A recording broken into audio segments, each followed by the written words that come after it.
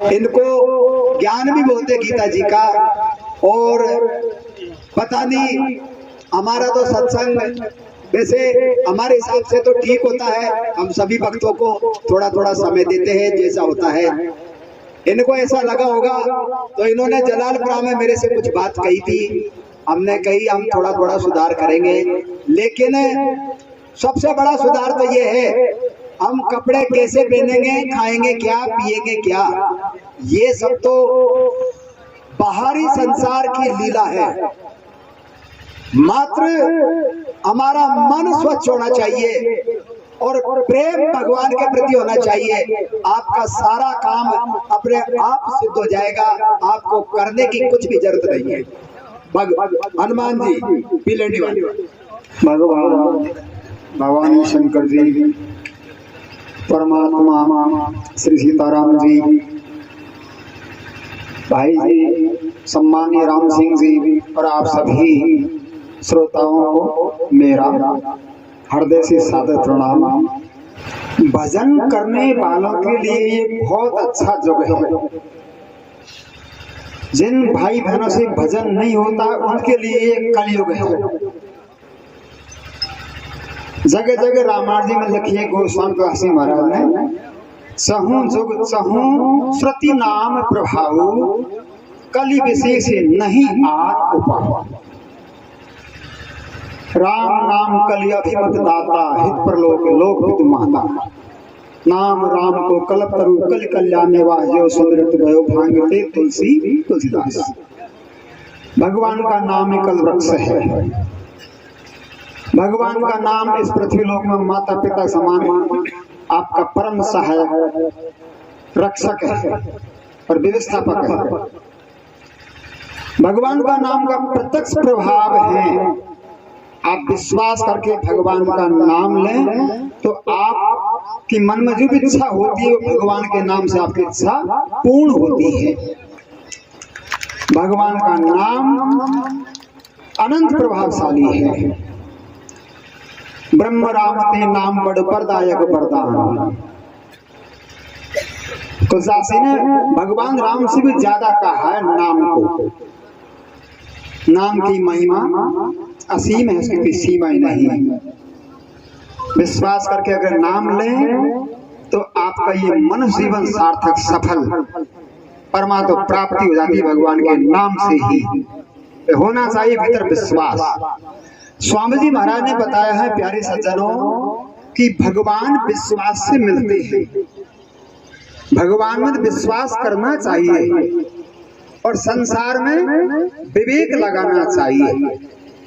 अगर आप उल्टा कर देंगे, भगवान में विवेक लगाएंगे और संसार में विश्वास करेंगे तो आप नास्तिक बन जाएंगे, पतन की ओर जाएंगे।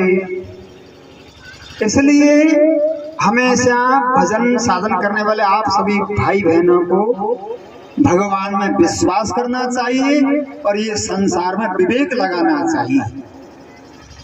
आपका हमारा ये शरीर है जो भी दिख रहा है ये संसार है। दिखने वाले जो वस्तु व्यक्ति है ये संसार है, जो दिख रहा नहीं है वो भगवान है। और आप सबके भीतर विद्यमान है, पूर्ण रूप से विराजमान है। भगवान आपसे दूर नहीं है। भगवान कभी भी हमारा संग साथ छोड़ सकते नहीं, हमेशा हमारे संग साथ रहने वाले हैं। और ये संसार, ये शरीर संसार की वस्तु है, तो ये शरीर संसार हमेशा संग साथ रहने वाला नहीं, क्योंकि ये जड़ शरीर संसार की स्वतंत्र सत्ता नहीं है। जिनमें सत्ता स्वरूप केवल एक परमात्मा है। पूर्ण रूप से सब जीवात्माओं में, सब संसार रूप में, सब परिस्थितियों में, सब घटनाओं में, सब अवस्थाओं में समान रूप से भगवान विद्यमान है, उपस्थित है, मौजूद है। कभी भी भगवान का अभाव नहीं हो सकता। जैसे गीता जी में कहा भगवान ने दूसरे अध्याय के 16वें श्लोक, ना सतो विदते भावो ना भावो विदते सत है। इसका हिंदी में अनुवाद भगवान कह रहे हैं गीता के दूसरे अध्याय के 16वें श्लोक के, असत वस्तु की सत्ता नहीं है और सत का अभाव नहीं है। अब जिसकी सत्ता ही नहीं है तो उसका ग्रहण स्वीकार हो सकता नहीं, और जिसकी सत्ता है उसी का ग्रहण स्वीकार होता है। इसलिए प्यारे सज्जनों, ये आप हम ये शरीर ये संसार कोई भी संसारी वस्तु व्यक्ति की सत्ता नहीं है। जीव मात्र का और इस संसार का अस्तित्व नहीं है, केवल परमात्मा का अस्तित्व है। लेकिन वहां पर दृष्टि नहीं है, हमारी दृष्टि संसार पे ही है। परिचय पूछेंगे तो शरीर का पूछेंगे, कहाँ को भाई, क्या नाम है, कौन से गांव को, कौन सी जाति है, कहाँ तक पढ़े लिखे हो, कहीं व्यवसाय करता है, सर्विसमैन है, काश्तकार है, बिजनेसमैन, तो वो शरीर का परिचय पूछते हैं, शरीर पर दृष्टि है। अभी शरीर आपका हमारा नहीं है, स्वामी जी ने बताया और रामायण में जगह जगह बताया, जासु सत्यता ते जड़ माया भास सत्य मोहि सहाया। ये जड़ शरीर संसार नाशवान है, वो भी सत्य सा प्रतीक विश्वास होता है, मालूम होता है कि ऐसे ही रहेंगे, हम मरेंगे थोड़ी, ऐसे रहेंगे, क्योंकि भगवान की माया है।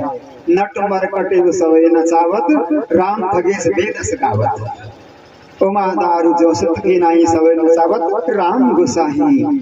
शत्रु मित्र सुख दुख जगमाई माया कृत परमार्थ नाही। देखिए सुनिए गुनी मन माही मोह मूल परमार्थ नाही। क्योंकि देखने मारे सुनने में आ रहे मन में विचार मारे सब मोह के मूल है, सब भगवान की माया है, ये परमार्थ नहीं है। परमार्थ तो आप आंख बंद करके कानों से बाहर की आवाज सुने, एकांत में बैठ करके भगवान अपने हृदय मंदिर भगवान को विराजमान करके ध्यान लगा के भजन कर सकते। भगवान के लिए कहीं जाने की जरूरत नहीं है, भगवान के लिए आपको किसी दलाल बनाने की जरूरत नहीं है। और स्वामी जी ने ये बताया कि कलयुग में काल नेमी बहुत है, इसलिए आप गुरु हर कोई को मत बनाओ। गीता रामायण गुरु है, और भगवान ने आपको मनुष्य जीवन दिया है तो आपको विवेक भी दिया है, ये विवेक ही आपका गुरु है। कान रामायण जी में बालकांड मंगल होने के बाद में बिन सत्संग विवेक न हुई, राम कृपा बिन सुलभ न सोही। बिन सत्संग विवेक न हुई, सत्संग में विवेक नहीं हो सकता। विवेक ही आपका गुरु है, प्रत्यक्ष भगवान आपके हमेशा संग साथ है। लेकिन वो कब है, वो चेतन है। अभी शरीर है जड़, तो जड़ से चेतन की प्राप्ति नहीं हो सकती, क्योंकि ये जड़ तो संसार नहीं है। ये वास्तव में दिख रहा है, ये बिल्कुल संसार नहीं है, और जो है वो दिखता नहीं है, और उस पर विश्वास होता नहीं, क्यों कलयुग के प्रभाव से हम नास्तिक हो रहे हैं। नाम जब करें तो नाम से आपके भीतर विवेक शक्ति जागृत होगी, विवेक शक्ति उत्पन्न होगी। गुरु कृपा से, भगवान नाम के प्रभाव से नाम जप करते रहोगे और गुरु को भगवान के समान मानोगे, जब गुरु के आशीर्वाद से, गुरु कृपा से, भगवान नाम के प्रभाव से जब विवेक शक्ति जागृत होगी, तभी आपको ये तत्व ज्ञान, ब्रह्म ज्ञान, आत्मज्ञान ध्यान हो जाएगा। वैसे रामायण जी ने कहा, जासु ज्ञान रण भवन सी नासा पचन ग्रहण मुनि कमल विकासा। विमल ज्ञान जल जब सोना हई तब रे राम भगति और सिखाई। बसंत जी महाराज कह रहे राम जी से, जोग कुजोग ज्ञान अज्ञान जहे नहीं राम प्रेम पर धन। सो शुभ कर्म धर्म चरि जाऊं जहन राम पद पंकज भाव। जरहू से संपत्ति सदन सुख सुहृद मातु पितु भाई। सन्मुख भोज राम पद करे सहस सहाय।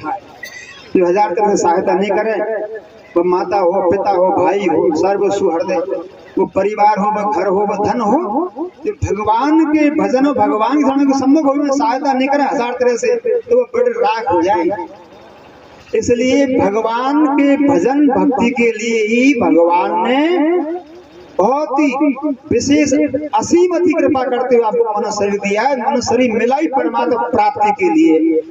जिस भाई बहन ने परमात्मा प्राप्ति के उद्देश्य को नहीं पहचाना, तो उसने कुछ नहीं किया, जीरो बैलेंस से कुछ भी नहीं, क्योंकि ये शरीर परमात्मा प्राप्ति के लिए मिला है। परमात्मा प्राप्ति करना आपको जरूरी है, अनिवार्य है, क्योंकि संसार आज तक किसी को प्राप्त हुआ नहीं। ये संसार है ही नहीं, प्राप्त होगा कहाँ से? रामायण जी के बालकांड में कह रहे हैं भगवान महादेव जी, शंकर जी, पार्वती जी अमर कथा सुना समय कहे भवानी पार्वती जी ये संसार मृग तृष्णा की तरह है। मृग कहते हिरण को, तृष्णा कहते आस, प्यासा हिरण पानी की आस के भागता है।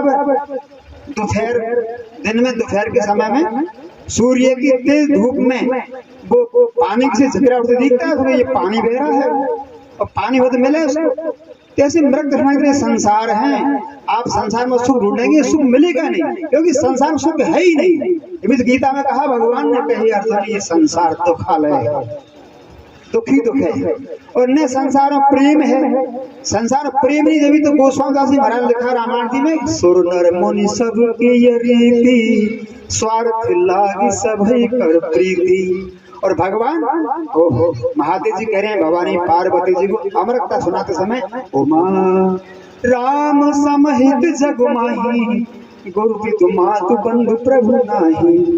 उमा राम स्वभाव जी जाना ताई भजन तजी भाव में आना। उमा कहूँ मैं अनुभव अपना सत हरि भजन जगत सब सपना। हरि व्यापक सर्वत्र समाना प्रेम प्रगट हुई में जाना। देश काल दिश विधि सहु माही कहूँ सब कहा चाहा प्रभु नाही। कहो कहा नहीं भगवान? कलयुग में क्या भगवान नहीं है? अरे कलयुग में बहुत सस्ते भगवान। अग जग में सब रही ते विरागी प्रेम के प्रगट ही प्रभु जी मिहागी। कौन कहता भगवान आते नहीं? अरे प्रेम से तुम बुलाते नहीं।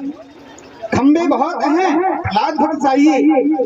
भगवान को ढूंढने में देर नहीं लगे। बोलो भक्त वत्सल भगवान की जय।